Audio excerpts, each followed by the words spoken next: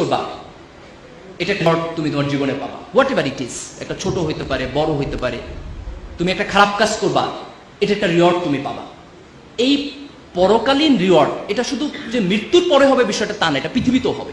প্রত্যেকটা ভালো কাজে সায়েন্সে যেটা থার্ড ল নিউটনের বলে যে each and every action has its equal and opposite reaction. তুমি দেয়ালের একটা ঘুষি দিবা, তোমার হাত ফেটে যাবে, দেয়াল রিয়াকশন করতেছে।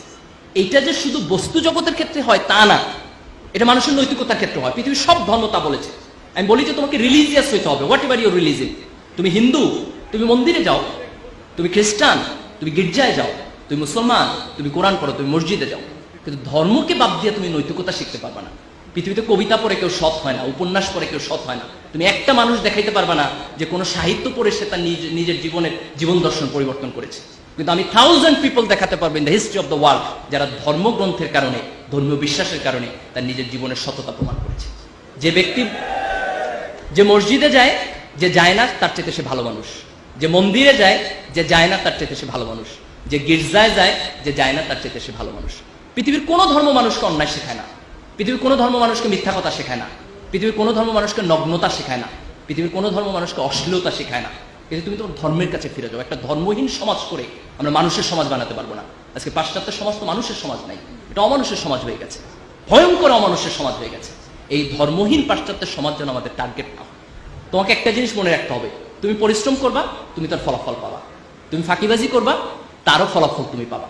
প্রত্যেকটা ভালো কাজের একটা রিওয়ার্ড আছে, প্রত্যেকটা খারাপ কাজের একটা পানিশমেন্ট আছে। আমি দুইটা ধর্মের দুইটা মাইথোলজি থেকে দুইটা কোট করে আমি আমার বক্তব্য শেষ করব। হিন্দু ধর্মের একটা গল্প আছে এরকম যে তাদের একজন রাজা ছিলেন, মোস্ট প্রবাবলি তার নাম ছিল গান্ধারী। একটা যুদ্ধে তার অনেকগুলো সন্তান মারা গেছে।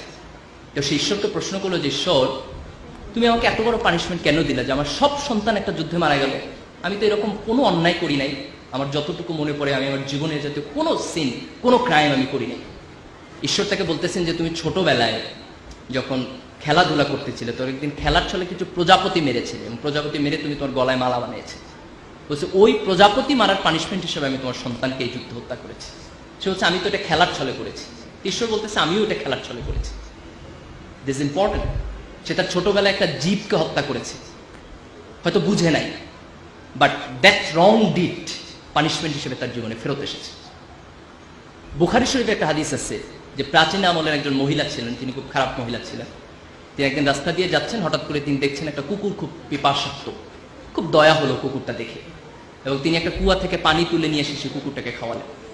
এবং আল্লাহ রাসূল সে হাদিসে কোট করছেন যে এই যে একটা তৃষ্ণার্ত জীবের প্রতি তার অন্তরে কিছুটা দয়া সৃষ্টি হয়েছে, সেটার কারণে খোদা তার পুরাতন জীবনের সকল গুনাহকে মাফ করে দিয়েছে। That was a very small ভালো কাজ, খুব ছোট্ট একটা ভালো কাজ, কিন্তু সেই ভালো কাজটা খোদার আরশে গিয়ে অনেক বড় হিসাবে তার কাছে প্রতিদান হিসাবে ফেরত এসেছে। এই যে আমরা আমাদের জীবনে অনেকগুলো কাজ করি, আমরা তো অনেক ভাবি না যে এটার আউটপুট কি হবে, কিন্তু তুমি একটা ছোট্ট ভালো কাজ করো, বিলিভ মি, এই ভালো কাজের প্রতিদান তুমি তোমার জীবনে পাবা। তুমি একটা ছোট্ট খারাপ কাজ করো, এর প্রতিদান তুমি তোমার পাবা, এই জেনারেশনে না হলে নেক্সট জেনারেশনে। কোরআনের একটা ঘটনা এরকম আছে যে মুসা আলাইহিস সালাম যখন খিজির আলাইহিস সালামের সাথে যাচ্ছেন, তখন খিজির আলাইহিস সালাম অনেকগুলো কাজ করেছেন যেগুলোর এক্সপ্লানেশন তিনি বোঝেন নাই, পরে দিয়েছেন। তার মধ্যে একটা কাজ ছিল যে একটা নগরে গিয়ে ওই নগরের মানুষটা তার সাথে দুর্ব্যবহার করেছে, কিন্তু ওর কোনায় তিনি একটা প্রাচীর তুলে দিয়েছেন। তারপরে যখন মুসা আলাইহিস সালাম এক্সপ্লানেশন দিচ্ছে, তখন বলতেছে যে এই প্রাচীরের নিচে কিছুটা গুপ্তধন ছিল, এবং সেই গুপ্তধন হচ্ছে এমন দুটো নাবালক সন্তানের যার বাবা সৎ মানুষ ছিলেন। এই জন্য আল্লাহ তাকে বলেছেন তুমি ওই সৎ মানুষের সন্তানের জন্য এই সম্পদটাকে রেস্ট্রিক্ট করো, এটাকে সংরক্ষণ করো। তার মানে তার বাবার সৎকর্মের জন্য তার সন্তান বেনিফিটেড হচ্ছে। দ্যাট মিনস তুমি তোমার ভালো কাজের রিওয়ার্ড যেমন পাবা, তোমার খারাপ কাজের পানিশমেন্ট হবে। এটা হয় থার্ড জেনারেশনে, না হয় সেকেন্ড জেনারেশনে, না হয় থার্ড জেনারেশনে। এটা যে সবসময় মরণের পরে হবে দ্যাট ইজ নট ইম্পর্টেন্ট। মরণের পর তো হবেই, সেটি পৃথিবীতেও হবে।